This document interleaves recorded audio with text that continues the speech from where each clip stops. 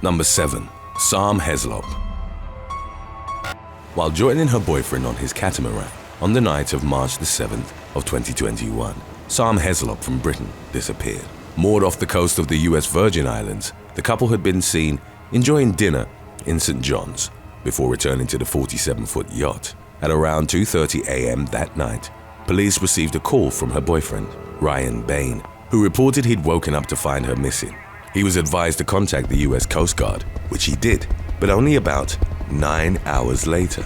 Other than contacting a personal attorney, questions were raised as to what he did during the prolonged period, but Bain refused detectives' inquiries, as well as entry onto his boat. Blocked from that vein of information, investigators conducted an extensive underwater search of the coast, which lasted for days but yielded no results. Despite charging Bain with obstruction of justice, the only statement he made was to suggest she'd fallen off the boat, a theory family and friends of HESLOP found very difficult to accept. Anchored close to the coast, the luxury yacht was in shallow waters, and even with perfect visibility, no trace of a body was found. Other concerning details continued to emerge as the investigation went on. Previously convicted on charges of domestic violence, Bain's ex-wife came forward to describe him as quick to anger, narcissistic, and aggressive with girls. Publicizing her darkest days, she hoped to help the investigation in any way she could. Unfortunately, even with a report from someone saying they'd heard a woman scream while out walking their dogs on the night, no concrete evidence could place her on the boat. After months of investigations, Bain disappeared from the area without any trace. Authorities publicly appealed for him to return and help, but he remained out of their sights and grasp. Number 6. SINEAD McNamara. 20-year-old Instagram influencer SINEAD McNamara had been working on a luxury super yacht touring the Isles of Greece in 2018 when she was found hanging from the boat, unresponsive. Having sold all her belongings to travel, McNamara had been part of the vessel's staff since May and was working her last shift before reuniting with her mother and sister to continue traveling. Hours away from the reunion, she was discovered by a passing boat, tangled in rope off the back of the yacht.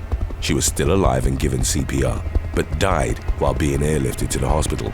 Already en route from Australia to meet McNamara, her mother and sister found out about her passing mid-air on their flight to Greece. With no signs of struggle or physical abuse, a Greek coroner ruled the cause of her death as hanging, but admitted the case wasn't clear-cut. On the night in question, the boat was only manned by staff after its owner, Mexico's second richest man, billionaire Alberto Bayeres, had disembarked days prior.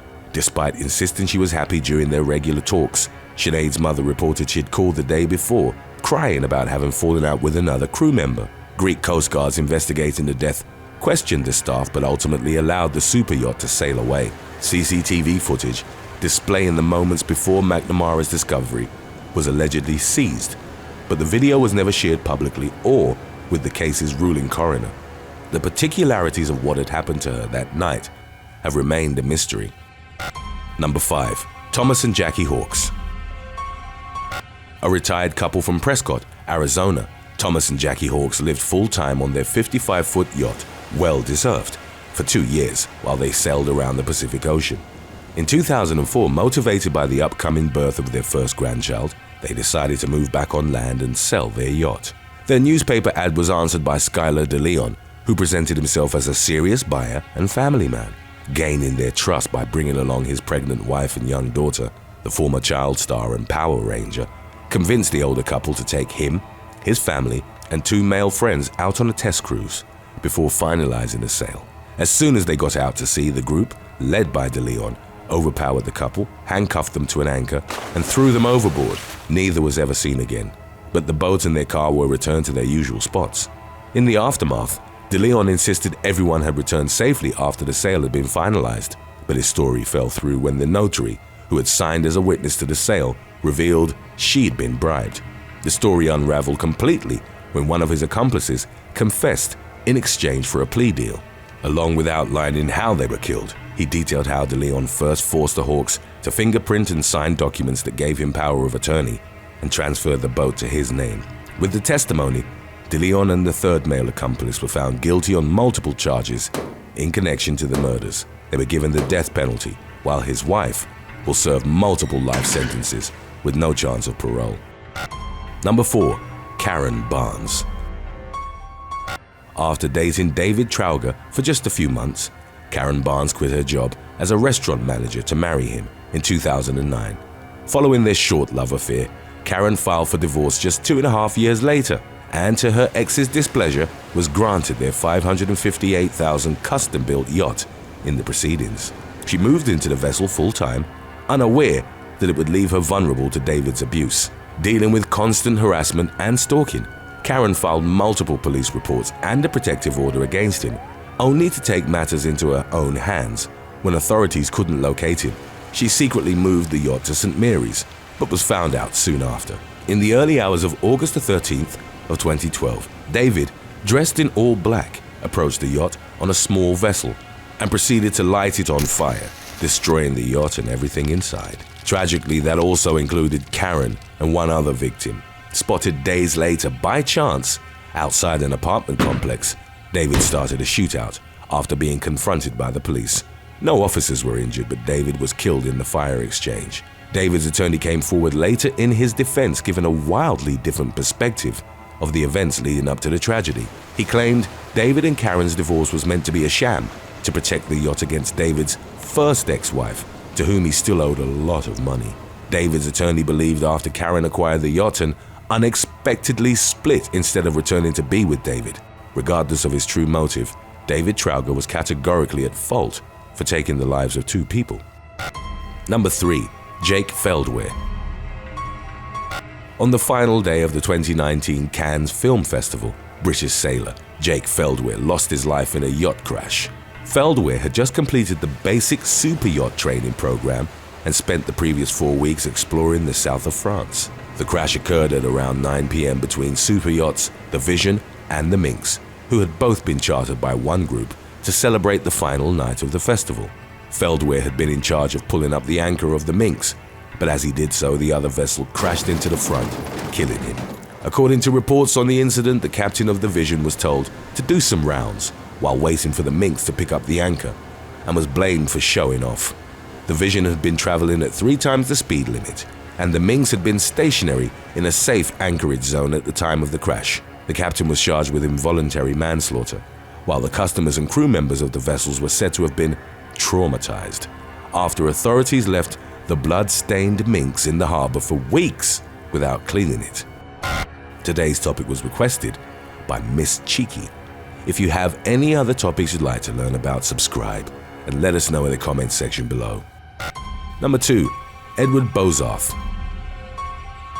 When Denise BOZARTH was 24, she married 61-year-old Edward BOZARTH. They were together for 9 years, sharing 2 children, before things between them went awry in 2007.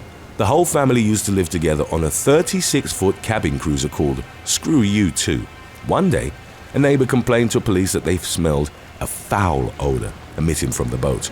On July the 1st, when police investigated, they discovered the body of Edward BOZARTH in an engine compartment, wrapped in a canvas storage bag with the AC set to 60 Fahrenheit. An autopsy revealed he'd died from blunt force trauma to the head and had likely been left there for a week. Denise became the primary suspect, but upon questioning told police that she'd asked Edward for a separation and had left to join her children in Panhandle, Florida, where her parents lived.